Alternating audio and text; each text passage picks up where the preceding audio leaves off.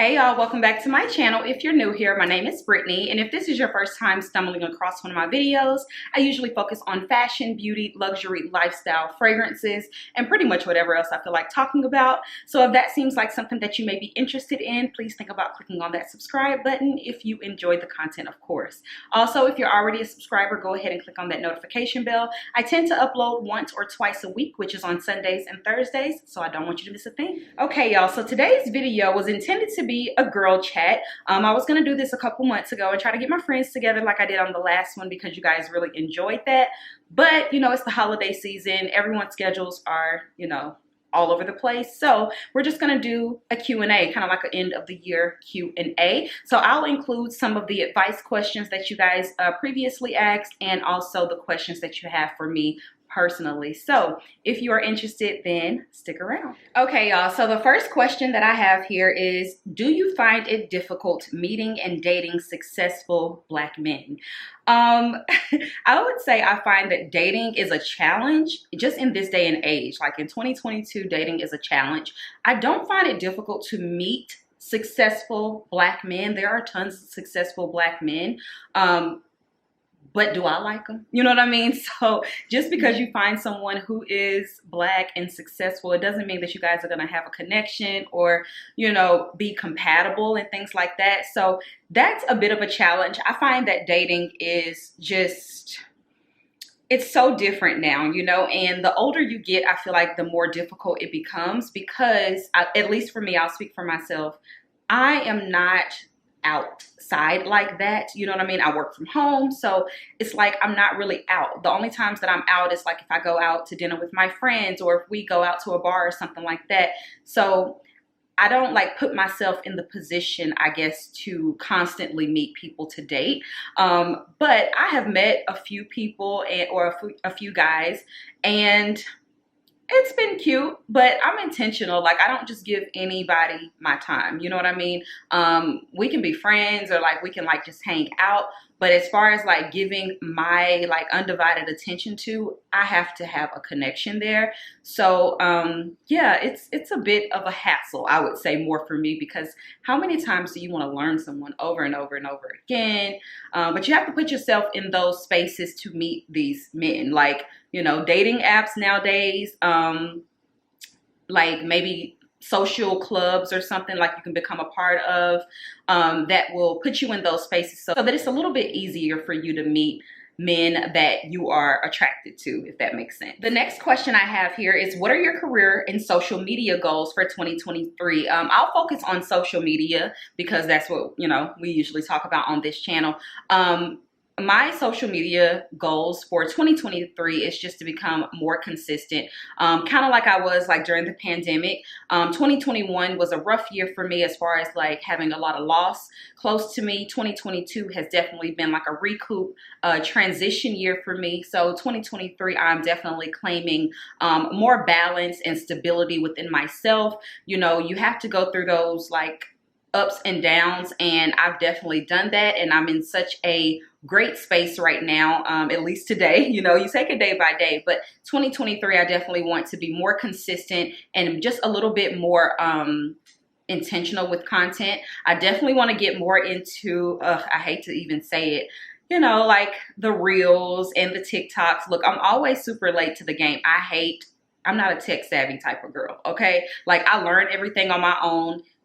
I can do that like when I put my mind to it, but it is a hassle for me. So just doing reels and stuff like that, I know that that is the wave. And if you want to be seen, or that's just kind of like what people are attracted to right now. I feel like YouTube is still a thing, but it's more around lifestyle. But when it comes to like the fashion videos, people want it quick seconds, you know what I mean? And that's what reels and TikToks provide, those like 15-second quick outfit ideas. And I love the concept of that. It's just, I'm old school, you know. I'm used to doing my YouTube videos where I get to edit on my MacBook and all of that. But now it's like doing these reels and TikToks. You got to set the camera up, your phone properly. You have to edit on your phone, which is such a small space for me to edit. But that's definitely one of the major goals. Another goal was to get my website up and running, and I do have it up and running. I'm not creating organic content on it right now, but it is up. So if you guys do want to check it out, you can. It's pocketsandbows.com.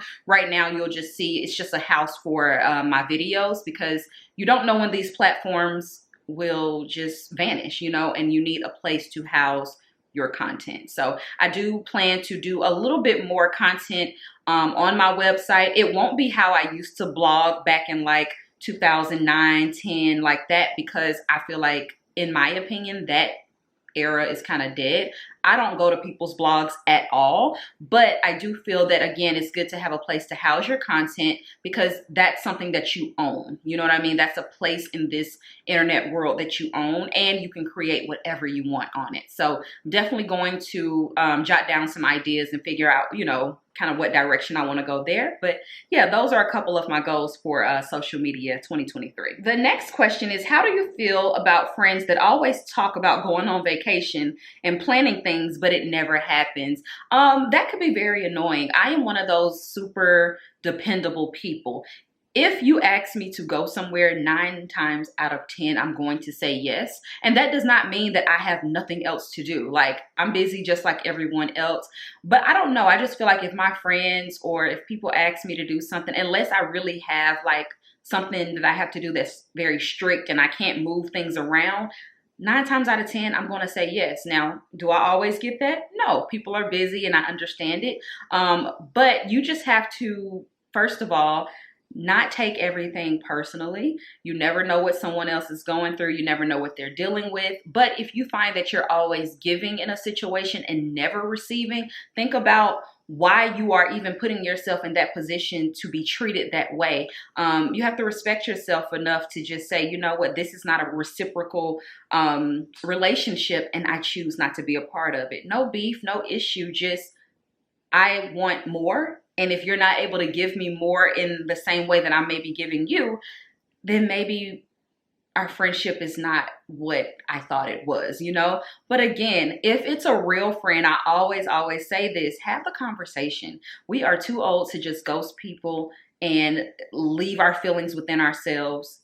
And if you don't feel comfortable enough talking to your friend, are y'all really friends? You know what I mean? So that's my advice on that. But it can be annoying. And I'm such a spontaneous person as well. So when it comes to planning trips, I am definitely that girl that you ask, like, hey, you want to go to, you know, wherever, New York next week or whatever. I'm like, yeah, you know what I mean? Unless I really have something to do.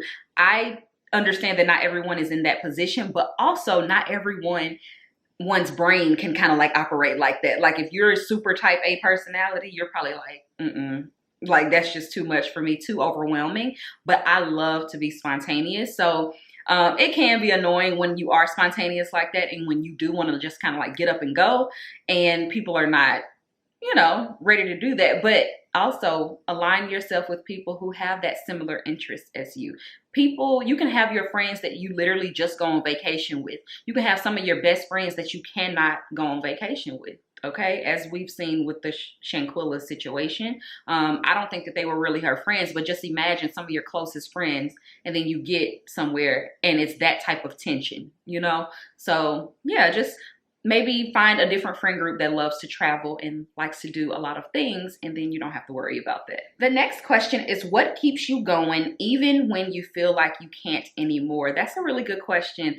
So like I said, 2022 has definitely been a transitional year for me. I feel like I have, well, you guys know I started therapy a few months ago. I'm loving it. I do find that it's just a nice way to have someone to kind of vent to and talk to. I'm not a person that easily opens up. And so the therapist that I have, like, she's very open. I love that. She gives me feedback. She's not just like, well, how do you feel about that? And, you know, what was that? And what does that trigger? You know, she's very like responsive. And I like that a lot. So that's how I keep going. I just started taking control over my feelings, you guys, and my emotions. I wasn't used to having emotions, okay? I prayed for emotion. I've always been kind of a very reserved person when it came to emotion, and that has a lot to do with just like how I grew up and things like that. But when I prayed to be a little bit more like open and just caring, and for years, you know, I've always been a kind person. I've always been, like I said, a dependable person, but I'm a fixer. So it's really hard for me to like, or it was hard for me to always sympathize, I guess, in the way that I just felt, or empathize, where I just felt everything. I was always just like, let me just help you. You told me the problem. This is a great solution. Like, let's do it, you know? And some people just want to vent, and that was always difficult for me. I'm like, you just want to talk about it? Like, you don't want to do anything about it? But as I've gotten older and had life experiences, I understand that sometimes you do just need to get it out. And it's good to be that, you know, but with that prayer and with those emotions and being empathetic has come emotions that I wasn't really able to handle. So I was a little bit more emotional than I would have liked, and I was comfortable with. But I'm totally like getting more comfortable with my emotions. I feel like it's not a weakness. It's definitely a strength to be as strong-willed as I am, to be as dominant in personality as I am, and still be like empathetic and emotional sometimes. It's beautiful, you know? So when I can't keep going anymore, let me get back to the question. Therapy has been great. Journaling has been a great thing that I've implemented into my life. And sometimes when there are mornings where I just am so overwhelmed with thought. I've always been like a thinker. I think constantly. I don't think my brain is ever turned off. But I've had to just get up and write it all out just to rest my brain. I never knew that I really was never resting, you know? And that's why I think it came to a point when I had all those things going on in 2021 and 2022. It's like, you never rested, and that's why you feel so overwhelmed. But writing has definitely helped me. And I used to write when I was younger, and I don't know what made me stop. I think maybe I just thought life was great and I didn't need to, but getting those thoughts out is so helpful for a person who is constantly thinking, trying to fix, trying to accomplish the next goal. And it just allows me to take that time and give myself the space to let the moment resonate. You know what I mean? Get it out on paper and yeah, just sit in it for a bit. You know what I mean? And it's a very like tranquil space for me. So that's what I do. And also, can't forget, I pray. But one thing that I've learned, you guys, saying you pray is so cute, right? Like it's cute, but are you hearing, right? So I've had to learn, and this is coming with a lot of practice, and I'm not quite there yet, but learn to hear. And the only way you can really hear is by being still and meditating. And again, it's hard for me to be still, like just sit. Even when I'm watching a television show, I'm like probably playing some mind game on my phone. Like that's just how I am. You know, I have to be multitasking. So to be able to sit in silence for even 5 minutes, that meditation where you can put your prayer out there, but give it time to, you know, come back to you in the form of an answer or what to do or guidance. So that is something that I've been implementing. And again, it's just, it's crazy. You know, like I never thought, like, girl, have a seat for a second so you can hear. You're praying about it, but are you hearing? You know what I mean? So yeah, those are the 3 ways that I keep going when I can't go anymore. And one other thing I want to say is that every day I wake up and I realize how blessed I am. And not by material things, but even when it's so rough sometimes, or even when I'm so overwhelmed, God sustains me. It may not be the highest of the high. It may not be the lowest of the low, but it's sustained. And that's only God. And it's like, I know with that, he's not done. He's not done with me, because if he was done, I wouldn't be here, you know? So yeah, I hope that was encouraging for you guys. That's something that helps me. Okay, ice maker. That's something that helps me. So maybe some of those tools can help you as well. The next question is, do you want to get married and have children? I feel like we've answered this question probably 1,000,009 times on this channel. I think that marriage is great. I think that children are beautiful. But I am in no rush to claim something over my life that, number one, I'm not there yet, right? I'm single.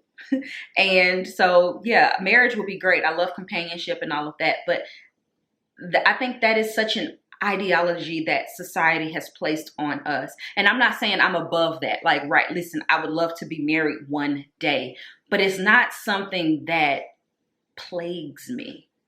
It's not something that keeps me up at night. And I think I get this question a lot because you guys know that I am a working woman and I'm like, I'm 35 and you're like, what you want to do, girl? And it's like, I'm doing everything. I'm doing the things, you know what I mean? And just because it doesn't look like that pretty picture of, you know, husband, kids, and a dog does not mean that life is not fulfilling. So children, I will say this, the older I get, the more that I like kids, okay? I love babies. I've always loved babies, but that like 7, 8, 9, 10, 11, 12, you know, that age is just, it's a lot. But I'm getting more patient as I'm getting older. And that's how you know that God has like such divine timing, because let's say when I was 28, 25, I could not have been a mom. Even though I would have said, okay, of course I will handle it.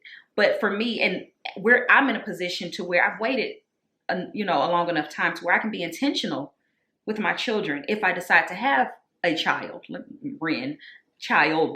I decide to have a child, I plan to be very intentional about how I go about teaching and raising my child. And no shade to any of our parents, but a lot of the times, even if we were planned, the intention was not as strong, which is why we're all like scrambling, trying to figure it out. We're in therapy, and our parents did great jobs.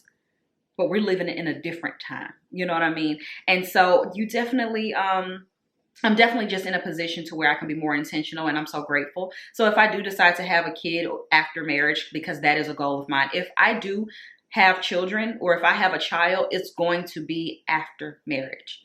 I've made it this far with no kids. Like, why would I just want to be a single mom? That's not a desire for me. And I have not had this strong desire just for motherhood so bad that I'm willing to do any and everything.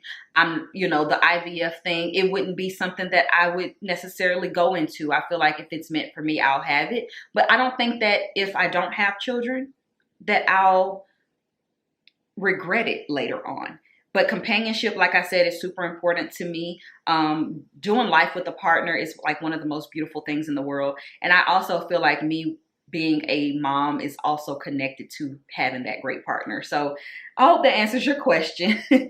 I'm not against it, but it hasn't happened for me yet, and I'm okay with it. Okay, so the next question is, I want to start dating. How do you meet quality guys? Now, first of all, let's talk about what quality is for you. That is subjective. So you have to create that list of what a quality man looks like. And hopefully it's not just about what he can provide financially. That is important, especially if you are financially stable. That should be a requirement, because anybody that comes into your life needs to complement it. But quality is subjective when it comes to human beings, okay? And we are all quality to somebody. But listen, if you're not leaving your house, you're not going to meet anybody. Men are not going to come knocking at your door unless you want to date a DHL delivery guy or the FedEx guy, the UPS driver, or the mailman. You have to leave your home or do online dating. So online dating is one way, or put yourself in those spaces where you think that high quality men would be. Sometimes you may have to join some type of social club, or you may have to go to these Black Chamber of Commerce social events, or find out where these lawyers and doctors are maybe having their happy hours or social things. You know what I mean? So you have to put yourself out there in order to be in those spaces where men would approach you. And then on top of that, do you like them? Just because they have the job, the car, the house, what about the personality? Do y'all click? You know what I mean? Do you like the person? There's a lot of factors into it, but meeting high quality, successful men, like I said earlier, is not really a difficult thing, especially, it's not hard. It's just, you got to find the one that is for you, you know? But definitely start putting yourself in those spaces where you find high quality men to be. And you have to do some research. Maybe it's looking on Facebook and joining, like I said, different social clubs and groups and things like that with common interests, and that would help, I would say. Next question, this is more advice. It says, what is your advice on always having to be the strong or perceived as strong and no help rendered from anyone? My advice would be take time for yourself. If you find that you are constantly giving without any type of reciprocation, think about why you have diminished yourself to be in that position. I am a firm believer that we control our lives, and we have to take accountability for the spaces and positions that we've put ourselves in. Everybody can't be a victim. You can't always be the victim. Like, everybody can't always be doing something to you. You have the power to remove yourself from that, okay? So that's my advice. Don't be it. You know, of course, don't always give to receive, but you cannot pour from a cup that doesn't have anything in there. That's why we have relationships, and that's why relationship is so important. So people can fill you up and you can fill them up. Now, don't get me wrong, I get it, because I am the strong friend, and sometimes people don't check on you because they don't think that you need to. But also, what I've learned, open yourself up to being vulnerable and letting them know, hey, this is kind of like what I need right now. You know, I would love if you called me and just checked on me, or invite me out to this thing or whatever. Like right now, I'm having a hard time. You have to be vulnerable enough to let people know, because we all have our own perceptions of people, even if we know them so well, you know? So if you are that strong friend and you know that you are, I'm sure you're perceived that way for a reason. And a lot of the times it's because we're not being vulnerable. So that would be my advice on that. But stay strong, sis. Listen, and just know that just because you're perceived strong, there may be something in you that's a little bit, or feeling undeserving. Tackle that issue, because you are worthy of a reciprocal relationship, okay? And that's with anybody. And if it gets to a point to where you're overwhelmed with that, remove yourself and be okay with that space of loneliness in that moment. And hopefully you'll get over it to where you're not feeling lonely, but you're feeling like, I've chosen myself. And it brings me to another point. Things that I've learned along the way as far as therapy. Think about this. Think about the world and think about what you're doing or what people in your friend group are doing. Like right now, I am so focused on me. I'm focused on how I can be better and sifting through and all of those things. I'm doing the active work. People do a lot of talking, and I'm not saying this in a negative way, but people do a lot of talking like, you know, I'm manifesting this and that, and all that is all encompassing. You have to do that, but I'm doing active work. You know what I mean? On me. How many people are actually doing active work? So your pool gets smaller and smaller and smaller, and that happens with dating too, friendships and dating. The more work you're doing, the more you are a realized and evolved human being. And so when that happens, everybody isn't doing the same type of work.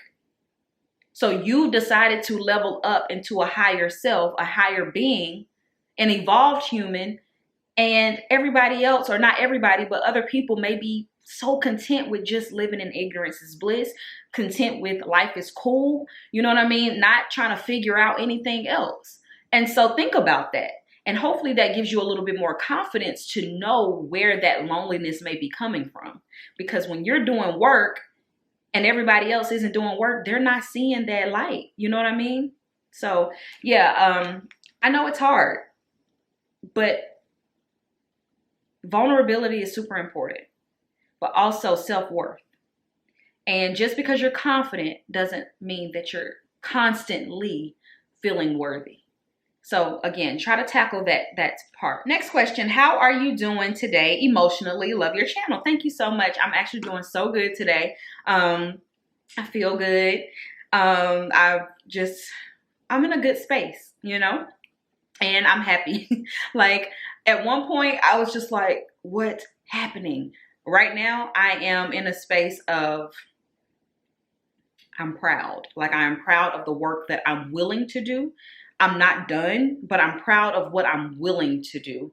And again, I know that with that comes its ups and downs. Anytime you're learning something or working through something, it's a curve. It's a learning curve. Give yourself the space. So I've been giving myself the space and honestly just giving myself the time to, when I don't feel like doing something, I just don't do it. And I try not to feel bad about it. The next question, how to be single and content? Love yourself. That is the only way. You have to be okay with your own company. A lot of the times we are so focused on moving on to the next and just accomplishing that we haven't had really enough time to sit with ourselves and see what we're about. And when you do that, like, you got to sift through that human that you are. And do you like that person? Work on that. And then you will be proud of who you are. And that way you will know and be confident in what you are bringing to a relationship. But you will be so content that singledom is not, it's not a negative for you. Of course, nobody wants to be alone for the rest of their lives. I feel like anybody who says that, well, I'm just not going to ever date because people aren't this and men aren't that and women aren't this, that's a defense mechanism. No one wants to be alone for the rest of their lives, but you can be content in singleness. You know what I mean? Because you know that, hey, I'm great. And when the right one comes along that is willing to appreciate and show that appreciation, that's only the time that I'm going to give myself, you know? And so when you take control and like, that's your power. Your power is you being your best self and only giving to people who you feel are worthy of that time. And you won't be so frivolous in how you spend that time with people either. So you'll be like, yeah, I'm good until. So that's how you be content. I think just it's always, and I know it's so cliche. It's one of those things that you roll your eyes at when you're single and you hear people say, love yourself, love yourself. Listen, it is deeper than love yourself. It is about knowing that you are this human being that's willing to do the work and you're proud of yourself. Loving yourself, yes, but being proud of who you are allows you to walk taller with a sense of pride, and you don't have to feel less than because you don't have a partner. When that person comes along and they are willing to do the work with you or appreciate the work that you have done and give and have a reciprocal, you know, non-toxic and, you know, just a beautiful relationship, then it'll be worth that wait. But otherwise, like, you could just, come on, you don't just want nobody, you know, just know that you're worth more than just a body to sit beside. What was the most valuable lesson you've learned this year? Ooh, that's a good one. The most valuable lesson I've learned this year was to listen to my gut. My intuition has always been so strong. And life's circumstances can kind of make you doubt yourself, doubt your intuition, doubt some decisions you've made, but mine has never been wrong. And because there were times that I allowed situations to take over my intuition because I enjoyed the situation, it ended up leaving me in a place of disappointment. And so I've learned to listen to myself, listen to my gut more, and listen to my body, listen to my mind, listen to my heart. And like I said, when I need that space, take it.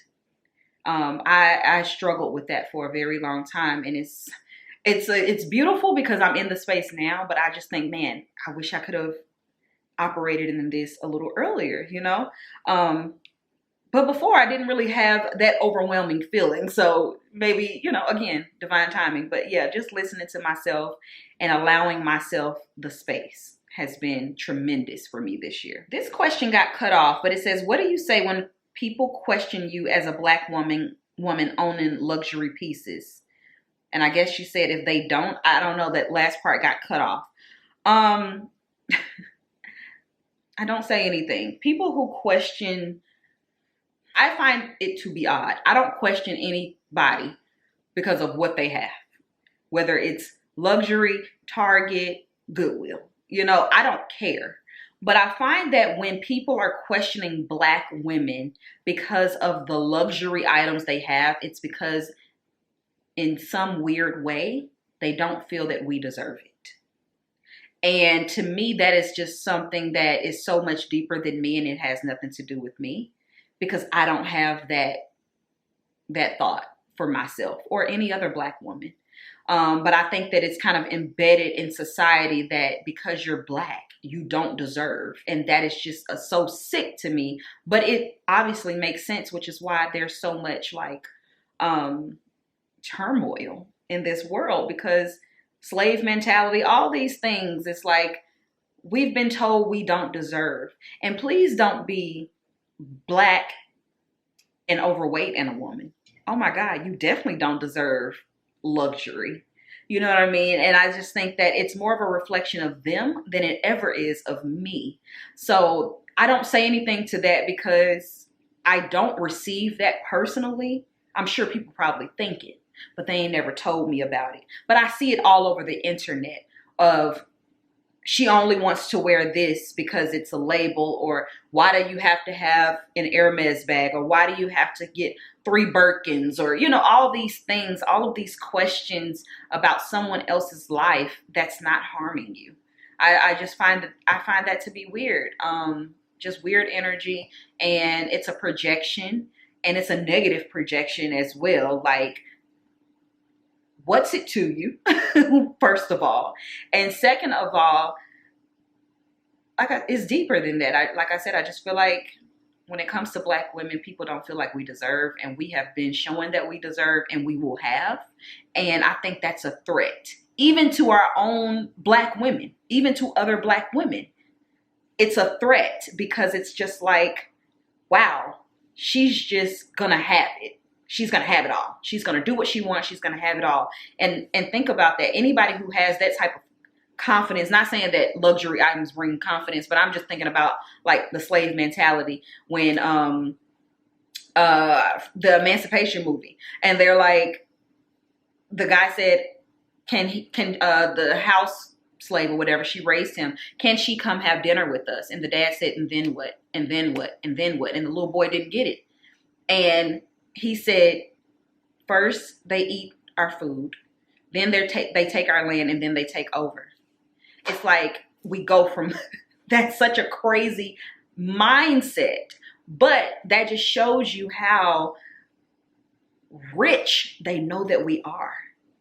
Not with material things, but we are wealthy in our knowledge and our power. And it's like, when people put down Black people for living above average or choosing to have above average, I think it goes right back down to that mindset that has been instilled in us from slavery. And again, that has nothing to do with me, okay? Because I'm choosing to not allow that to dictate my life. Slavery will not dictate my life. It does not absolve me from feeling, you know, all of the hardships of being Black. But I'm not going to let someone else's placed mindset over our people make me do something that I don't want to do or make me smaller. Never, never. So that's my thoughts on that. Next up, how do you experience dating as a 30-plus woman that has a lot going for herself? Well, thank you for saying that I have a lot going for myself. Dating is just, honey, it's exhausting. I'm tired of learning new people. But again, I'm very selective in the people who I give my real time to. I can give you a hi. I can give you a cordial, you know, general hello, as Malaysia said. Y'all remember on Basketball Wives? I can give you that general, like, just kindness as a human, but dating someone, get somebody else to do it. No, I'm just playing. But no, it's exhausting in a way. It can be fun because you get to go out and do new things and, you know, learn someone. But what I found for me is that men fall too easily. And it's not a compliment. You know what I mean? It's like, I don't know if I give playing hard to get energy. Because, you know, men love a chase. And I just find that men fall too easily. Like, they want to rush into things. I would say that. Because, again, representative 90 days, it takes a minute to take that mask off. We don't know, right? We don't know. But I do find that they run a rush into things so quickly. And for me, it's about connection. If I give you my space, if I allow you in my presence, like in that capacity, there has to be connection. Far beyond laughing over a glass of wine. You know, we have to really be able to feel comfortable, at least for me. And I am a person that's like, I think I have the type of personality that makes a lot of people feel comfortable once they start talking to me. And that's good. That's a great thing. But also it's just kind of like, why after, like I had recently, we're not talking now, but after 2 dates, I got this text like, waking up, what did he say? I just know that I found the angel on earth, and, you know, waking up is easier these days now that I've met you. And I'm just like, what in the Lifetime movie is going on? And I'm so blunt. I just be like, and you know this after 2 days? Wow. You know what I mean? Like, what's happening? So that type of stuff is a turnoff to me. So it's exhausting, but it could be fun too. And I'm open to love. You know, I'm open to finding that. You know, I've been in love before. I can really say that I have. You know, every time you move on to somebody else, you be like, I ain't never loved for real. No, I've been in love, and it feels great. And I welcome that for me. But also, love is the main thing that I'm looking for. But I'm looking for partnership. I'm looking for connection. So many other things. And what I've learned is love itself is just not enough. You have to be willing and active. You know what I mean? Like willingly active work to make a real relationship work. We both have to want to do that. So I've been madly in love, and sometimes it's just not enough. So yeah, it's been exhausting, but I'm open. The next question is, do you think it's necessary to have a manager to be successful in social media? I don't. I've done this for a long time with partnerships and sponsorships without a manager. I've managed everything on my own. I would say recently, you know, in 2022, I've had a friend that has been helping me out with like pitching and things like that. But because we hadn't received anything from that, because she's trying to pitch me in like a different area, if that makes sense. But like every single partnership that you guys have seen me get, they have reached out to me. And that's a blessing that I've, you know, God is so good in that regard. I've never had to pitch myself or anything like that. I'm sure if I did, it would be so much more helpful. But like I said, 2022 was definitely a transitional year for me. And so I really wasn't like out here just putting myself out there trying to get all these partnerships. But you don't need a manager. I feel like you just need to post organically, post things that you love, and be consistent. And people will notice you. Recently, I did a video with HSN. They reached out to me, but I talked about the Zwilling glasses, and I got an email from Zwilling saying that they wanted to send me some more stuff. You know what I mean? So I literally posted that organically. Those glasses were not the highlight of the video. I didn't tag them or anything like that. They just so happened to, I guess, see my video, which is how you get those organic partnerships. Now, granted, they sent me things in my P.O. box, and it's not like a paid partnership. But if I was just starting out, imagine, like, that's huge, you know? And that's how it started out for me. When I just would post organically, people would just say, hey, I want to send you this, or hey, how much do you charge for this? And at the time I wasn't even charging. I was just like, oh, let me figure that out, you know? But when you post organically and you are consistent, you will be noticed. And tag brands that you really love in the content that you make. Also, I suggest, if you are taking this seriously, you know, those affiliate link websites like the Magic Links and the Reward Styles and Like to Know It, all of that, they are really good with putting you in the right spaces so that those brands can see you. And a lot of times you will get those sponsorships through those platforms as well. Okay, the next is some advice. It says, single, abstinent 3 years after a messy breakup, anxious about getting back into dating. Any advice? Yeah, I think that, listen, if you are open to love, like I've been saying, and you have done the work to kind of like repair yourself from that messy breakup, put yourself out there. I feel like if you are working from home and all of that, you have to put yourself in the spaces to date. And I think that that is something that is new for us as women in this day and age, and we're uncomfortable with it. Especially if you're old school like me. Like, I'm such a traditionalist when it comes to that. Like, I'm not about to hit you, okay? I'm not gonna walk up to you and be like, can I get your number? I'm not that girl. I don't even know how to do it. That sounded like a man to me. I don't know. I'm sure there are ways that you can approach men, you know, or just kind of give them a little shoulder, take it right back so they know that you're interested. I'll do that. But I'm definitely not the approaching type of woman. So unfortunately, it's difficult for us, but you have to put yourself in those spaces to be seen and approachable for men, you know? So yeah, I say if you're ready, but you can't be too anxious about it. It's nervousing for sure, but you have to just let it flow naturally and be confident. You know, men love a confident woman, but you also, men are weird, honey. They don't know what they really like until you tell them what they like, but they do love a confident woman that is not, what do you call it, intimidating. But some men, especially men who are not comfortable with themselves, they're intimidated by any and everything that is better than them. No, I'm just playing, but yeah. I recommend you get out there. Listen, we are manifesting love and partnership and all the things for the girls in 2023, okay? Next up, what are your thoughts on the Shanquilla Robinson passing in the hands of her so-called friends? I touched on that, actually. They're not her friends, and they were haters and jealous, and it's really sick. And I say take them all to the hole. You know what I mean? Put them all in the hole, because it's such a sad, disgusting situation. And I've been in a situation, not where nobody was trying to beat me up, but I've told y'all this was a story time where I had a friend that is like, I felt iced out on a trip. And I'm like, it's my trip. What's this about? Then you realize people just don't like you the way you thought they did. But there are signs, and you need to remove yourself from people like that. Any type of person, any type of friend that you get hater energy from, at our big age, why are we still there?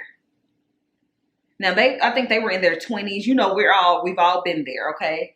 But man, at our age, come on, listen. Who has the time? I don't have time for any type of hater energy in my circle. Any type of that's nice. People who can't congratulate you. What are we doing? And especially doing your work. So many of us are doing the work. We're in therapy, man. Listen, we're journaling. We're doing all the things. And it's like, but we're settling for horrible relationships and friends and men. No, we're not doing that. So I think it's disgusting. And I feel like they need to be charged, period. A whole life was lost over, we don't know the full story, but don't go on a trip with me if you don't like me, for real, period. There's nothing that I could do, like, to my core group of friends. There's really nothing that they could do to me that would make me attack them. And that was an attack on that girl because she wasn't even fighting back. Come on. Like, I have respect for my friends. You know what I mean? I'm not going to fight them. It's weird. So, yeah, gross. Next question is, how do you stay consistent when life be lifing? I would say the basis of being consistent is all about planning. So writing it down, like, I'm a firm believer in writing it down and making it happen. I keep a planner. I also just keep a regular notebook that I write down like video ideas, sponsorships, and stuff like that, just to make sure that I'm like checking it all out. I have to download everything from my brain, like just put it out, you know, and then I can start uploading it back into my brain so that I can put it out there in the world. But any thought, even if I think of like, I may see, I don't know, a pair of shoes or a jacket or whatever, and it'll make me think of a whole different outfit that I could put together in my closet. I write it down immediately, like in my notes, you know? So that's how I do it. Just trying to be organized as much as possible and writing down ideas and keeping a schedule, using those calendars and planners and things like that. The next question is how you think the topic of luxury is overly done. Do I think it's overly done? No. I think that it is used as a gimmick a lot of the times, or do I want to get into this? Okay, so like this whole aesthetic-y thing, all of that is just like, I don't think the right word is clickbait, but gimmicky, you know? And when you're a social media influencer, unfortunately, you do sometimes have to get into a little bit of that for algorithm purposes and stuff like that. But if it gets to a point to where you're not being authentic, that's where it gets weird for me. Okay, so let's get back to, is luxury overly done? I don't think it's overly done, but is the term overly used for sure? If you actually are purchasing luxury items, you live a luxurious lifestyle, whatever that means to you, then there's nothing wrong with portraying that. I think for years, Black women specifically has felt like we could not show that for fear of judgment. But now that there's a community for that, it's a little easier because it's not just one person that's getting it, you know what I mean? And getting the comments about it. It's a group of Black women, a group of women talking about luxury. And that's why you start seeing more people in those spaces, because you open up the opportunity to be in those spaces, right? It doesn't mean that everybody's just like, it doesn't mean that everybody's only doing it now just because it's a thing. Sometimes there takes a person to walk so you can crawl and you'll feel more comfortable in the space, right? It took Rosa Parks saying she wasn't sitting in the back, on the back of the bus, for us to be able to ride in the front.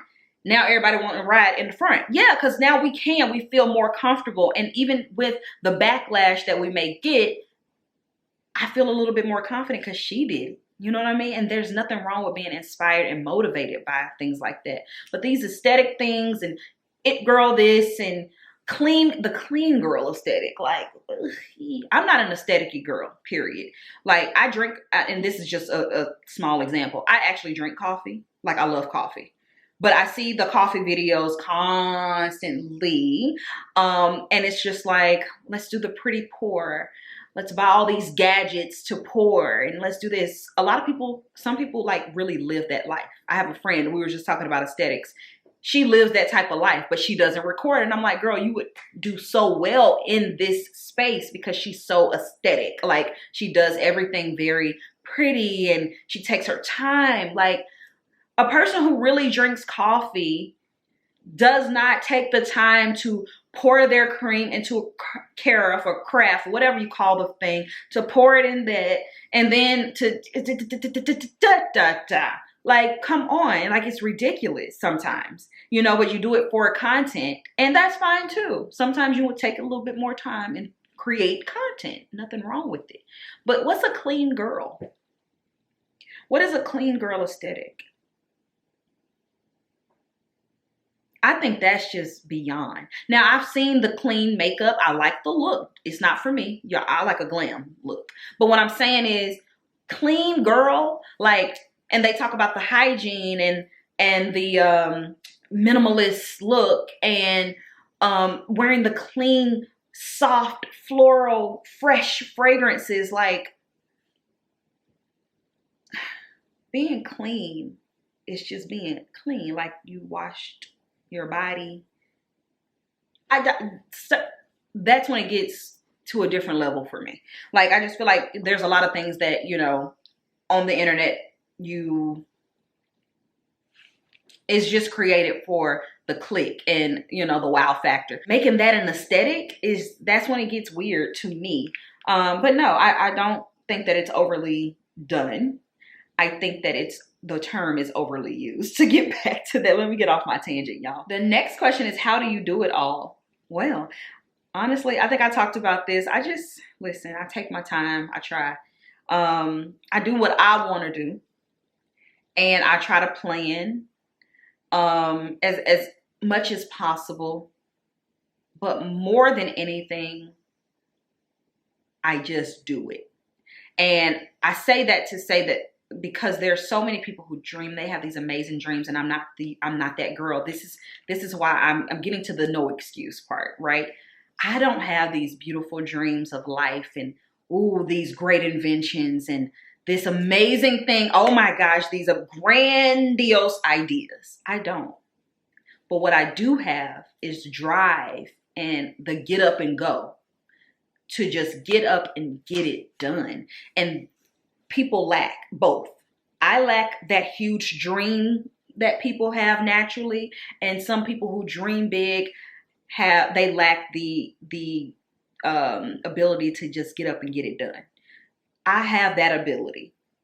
So I have to work on the dreaming and the ideas and the grandiose part of it all, that fairy tale that is then brought over to create something that you can throw out there into the world. I struggle with that. But if you have these great ideas, you have to practice the muscle to actually get up and do it. Not creating and holding on to every little thing that you have, and being afraid that the world is going to see it, or being afraid when you do put it out that you get 3 likes. Listen, we all start from ground zero on something that we're not used to doing. How will you ever know if you don't do it? So it's like, that's how I do it all. I just do it at the basis of it all, but we've talked about the mental health of it all and all of that. So there's no need to really get, into all of that. Next question is, what do you think about Deion Sanders leaving an HBCU, Jackson State? I've been seeing this. I don't know all the intricacies of this story, but I've seen the outrage, I guess, even though I haven't listened to it. I've just seen like the headlines. Are people upset that he left an HBCU to go to a PWI and it's more money? I think if that's the case, like, so many of us are guilty of that. What is the problem? Like, we all are looking to elevate in some form or fashion. And it doesn't mean that HBCUs are less than or anything, but maybe that was a goal. I don't know. I don't know the story, but I don't understand the outrage of it. But fill me in down below, because I haven't cared enough to really look into it. I do feel that there's a lot of outrage about leaving Jackson State, but I don't know why he's doing it. But if it's just like a job promotion type vibe, what's the problem? We do it all the time. People do it all the time. Let's see. It says, no questions, hun. Just wanted to say I enjoy watching your channel. I love the fashion, your spirit, and personality. Thank you so much. A lot of these questions are kind of like repetitive, and I want to wrap it up for us. How do you balance your relationship and make time for friends? That's a good question. Well, I'm not in a relationship. I am single, so I don't have to do the balancing. But when I was in a relationship, I compartmentalized a lot. When I was in a relationship, we had the times that we spent, and then, I would spend a lot of my time like during the week with my friends and more on the weekends with my boyfriend, because of the type of job that he had at the time. So it was just easier that way. But yeah, you just have to do it, but also remember to take time for yourself. Let's see. How do you balance your work, personal life while being an influencer? Talked about that a little bit. How do you keep motivated when the views, likes, and subscriber counts are not going up? That's a good question. I think the way to keep motivated when creating content is create something that you're proud of. There are times that I have created content and I wasn't proud of it because maybe it was a sponsorship and they were like super picky about it. Now I don't even do it. I'm like, listen, y'all can have this. Cancel the contract, all that. Depending on what it is, don't get me wrong. But there are times that I haven't been proud of the content and then I had to rush it out there. And then the views on top of that aren't good because people can see that, you know? And it's annoying. It is so annoying, especially when you didn't feel good about it. But they were being so nitpicky about it that you had to like just chop it, and it just gave inauthentic. But when you're proud of your content and you can like be like, man, I really did a great job on that. I don't think that, for me, I can't speak for everybody else, but I'm not offended when those views are not what some of the others are. Prime example, I love talking about fragrances, you guys. I love it so much. Fragrance is just such a happy place for me. And those are like some of my lowest viewed videos, but I think most engaged videos. But the Zara hauls, like I like Zara, but I mean, Zara's not just like something that is life-changing for me. But those get the most views on my channel and so many other channels as well. But that's just a prime example. Like I continue to make fragrance content because I love it. I'm proud of it. I know I'm confident in it. I know what I'm talking about. And it's my opinion and it's me. And that's why I love it so much, you know? And so nobody can take that away from me. So I don't even look at the views or anything. I barely even look at the views on any of my content unless I have to like submit it for the sponsorship after the fact.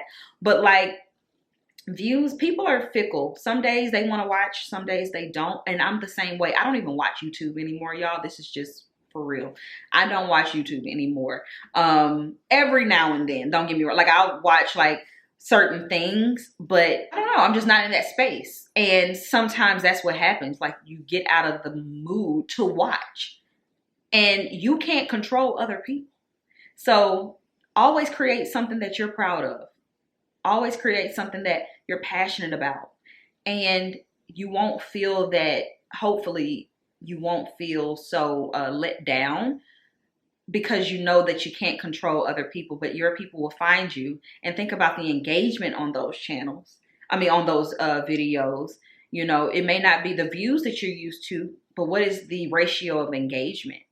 You know, so I feel like anytime you talk about something that you're passionate about, it's going to resonate. And it may not happen in the first week of the video. You never know. Like you may have a video that has the lowest views and you get the most like DMs about it. Sometimes people don't even comment under the video. They may DM you and just say how that resonated with them or whatever. So yeah, don't focus too much on views. Always focus on something that you're proud to present to the world. And when you do that, you just have it'll build your confidence in creating, okay? And those people who appreciate it, they will reach out and let you know.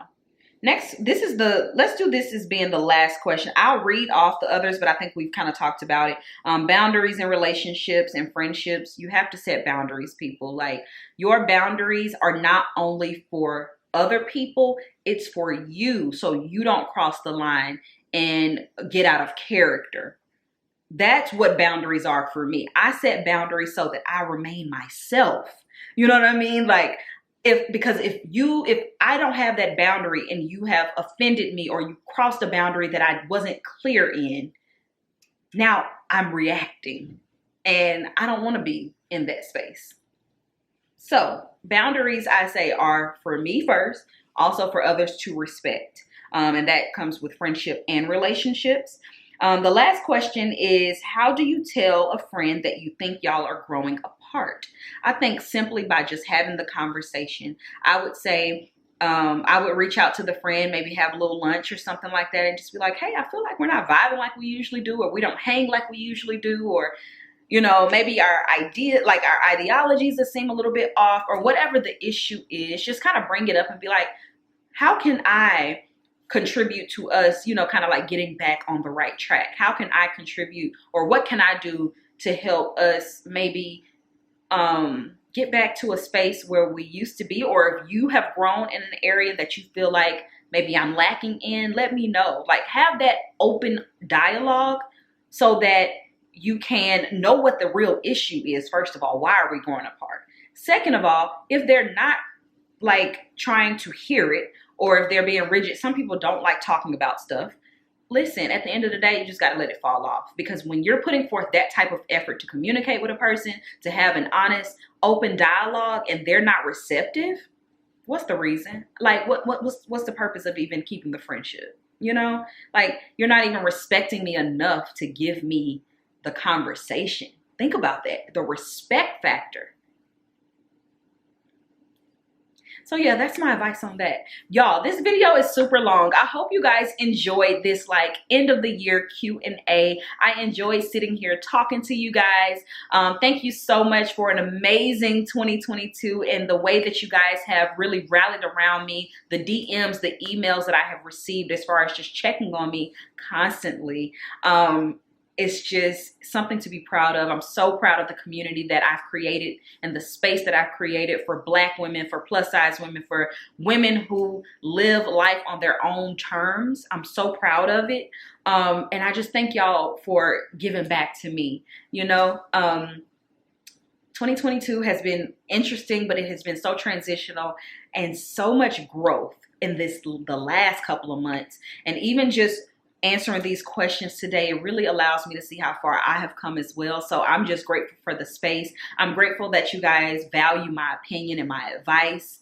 And yeah, I just want to thank you guys so much. I have a couple more videos that I'm going to be putting out before the year ends, but I hope you guys enjoyed this video. I hope that 2023 is amazing for you. I am praying for that for all the girls, okay? To find love, to find settlement in yourself, contentment, confidence, just, man, peace within yourself. So yeah, thank you guys again for watching, and I will talk to you on my next video. Bye, y'all.